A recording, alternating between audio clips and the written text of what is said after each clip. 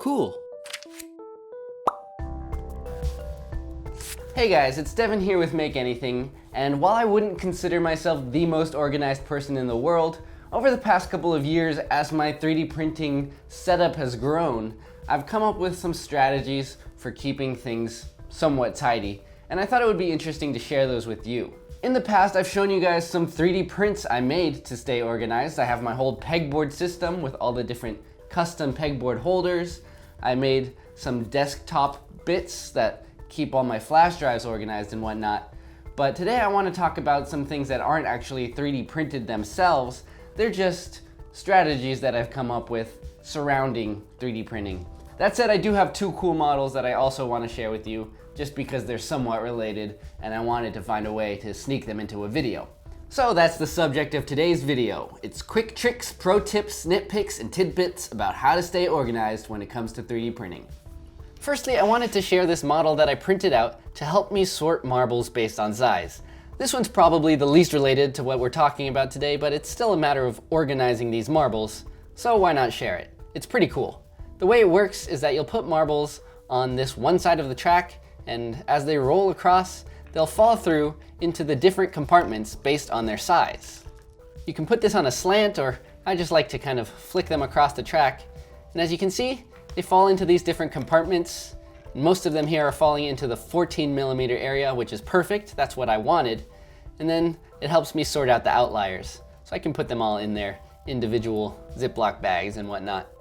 But basically the way this works is that the track at this end is only 12mm wide, and then it tapers up to the other end where it's 15mm wide.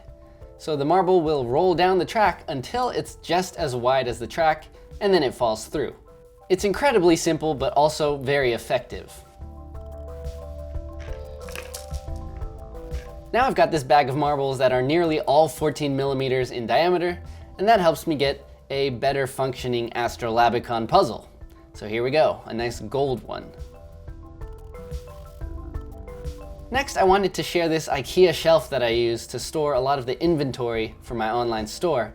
And while IKEA does sell plenty of different organization inserts, I did print one of these. This slide out shelf right here. And this thing is pretty cool. It's a giant print, and it basically divides this cubicle into half so that I have twice as much storage. I printed this on the Anycubic Chiron, which is a very large format printer, and I was able to print this entire thing as a single part. For these, I used Rep Wrapper Filament, and it worked out really nicely. It's got about a 5% infill, very light, but because of the orientation and the way that it's printed, it's still very strong. Next up, let's talk about our filament spools. If you're like me and do a lot of 3D printing, you're gonna end up with a lot of these empty filament spools. And I like to upcycle wherever I can, especially with something so sturdy as these parts. One obvious thing is that you can use these to store cables, ropes, chains, whatever you can wrap up into a spool. These spool holders do a pretty good job of holding onto that. I also like to reuse the boxes that ship the spools themselves. So here you can see I've got this shelf with all these old boxes of filament that I use to store old prints, extra parts, all kinds of stuff. They're a really convenient size for storage, but as you can see, it's also kind of messy with all these different graphics and all the stuff that's going on the outside of this box. Well, the cool thing about boxes like this is that they're actually reversible.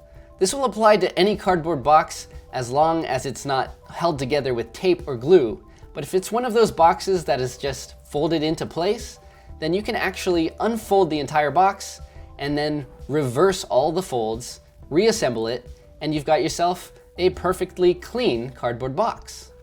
I think this looks a lot nicer, and it gives me a big clean slate for me to draw and write all over so that I can more cleanly label all of these different boxes. It might help to cut off these little flaps on the side of the filament box.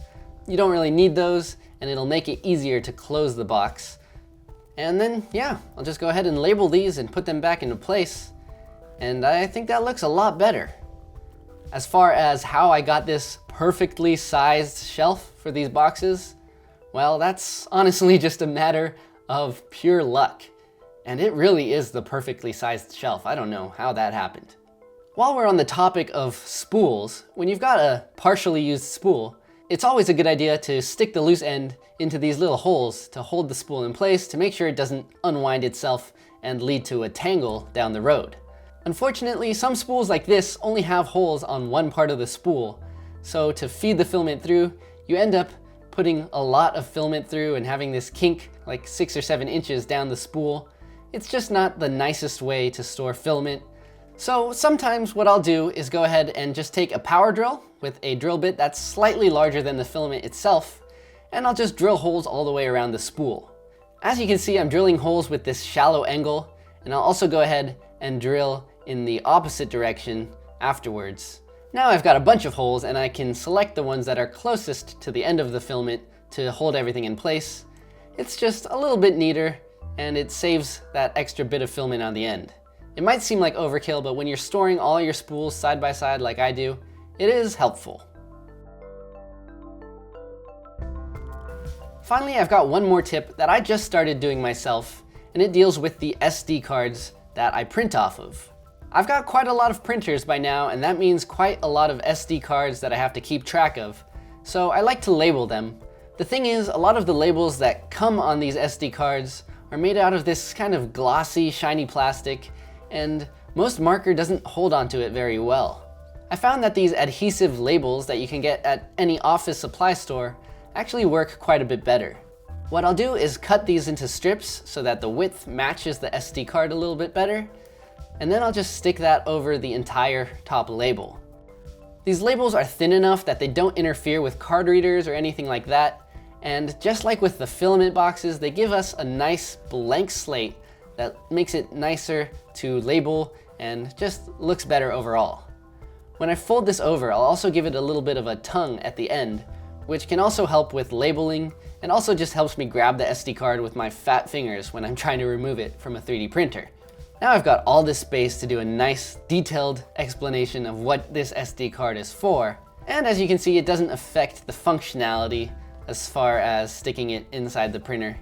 It all works very well. Another option is just to use masking tape. It works the same way, although it doesn't look quite as nice. It is something that's pretty accessible. Another way this can be helpful is that you can use it to hold down these little lock switches that are on some SD cards, which if accidentally switched can affect your printer's ability to read the SD card. So what I'll just do is cover that up with a piece of tape, and that'll stop it from moving. And I'll go ahead and label this. It's for my ZincBot capsule, so I'll draw a little capsule on there, and you know what? Why not add some color as well? You can go crazy with these, and the more they stand out, the easier it is to tell them apart. This trick can also be especially useful for those micro SD cards, because I can give it a nice long tail at the end, which makes it a lot easier for me to keep track of.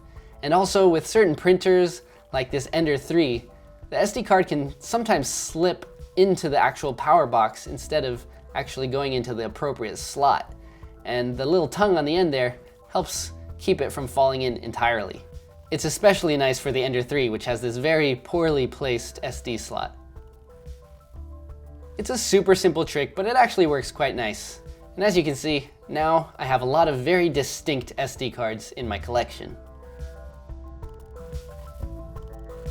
All right, well there you have it. Some of my quick tricks, pro tips, nitpicks, and tidbits when it comes to staying organized with 3D printing. I hope you guys enjoyed it. I hope you found it useful, and maybe you can apply some of the things I taught you today in your own life. I have a bigger 3D printing project coming out, and it's super cool. I'm super excited to share it with you guys, but I just couldn't finish it in time. So this video is kind of an intermediary, but it's super exciting. I don't want to give it away. But definitely make sure you're subscribed and you got the notification bell and all that turned on so you see it when it's out. But that's it for today. So until next time, I'm Devin. This is Make Anything. Don't forget to stay inspired.